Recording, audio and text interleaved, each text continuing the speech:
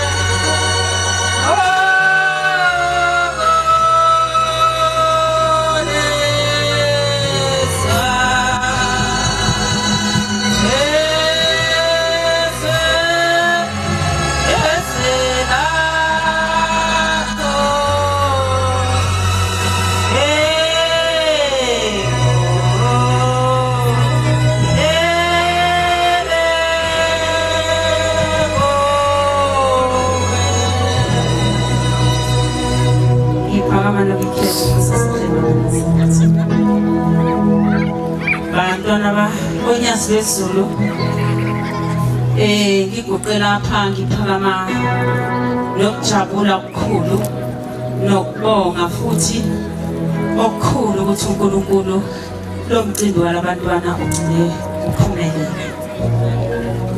Ngiphakamise umamkhokheli esikhole sokuthi kuphakamisekela ngoba lezi ingane bengihlala nazo ngizilaya usuku nemini.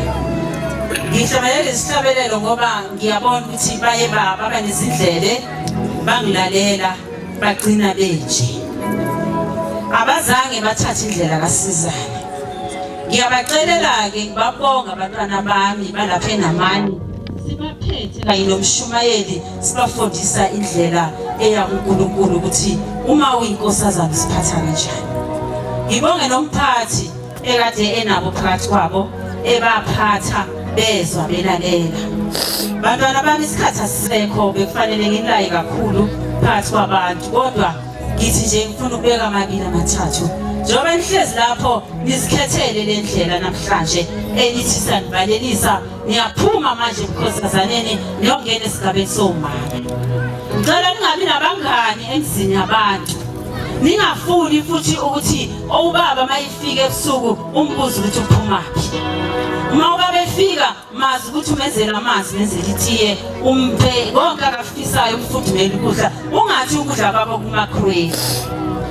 Singaboni emadolobheni negawu mawulapho cela niziphathe kahle emzini. Njengoba sebekhulumile abagcotshwa bakhulumela ngengibuyele emuva kodwa ngithe nami ngithi ijukela imhlophe bantwana bami.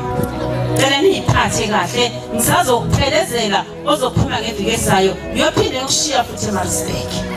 Ngiyacela ukuthi bantwana bami nibe isibonelo esihle namanye. La bantwana enibashiyile ngicela bahambe enyathilweni zenu. Baphinde futhi sikube nje phakathi kwaleli khaya phakathi kwaleli thempeli lonyasi lwesizulu. Ngicela behlela ngezansi. Ngiyathanda abantwana bami ngithi ijukela imhlophe. Ngihlale ngithanda njalo. Angifuni ukukhala ngikhale kakhulu mase nithi nina seniyashiya. Kodwa ngithi ijukela imhlophe. Amen.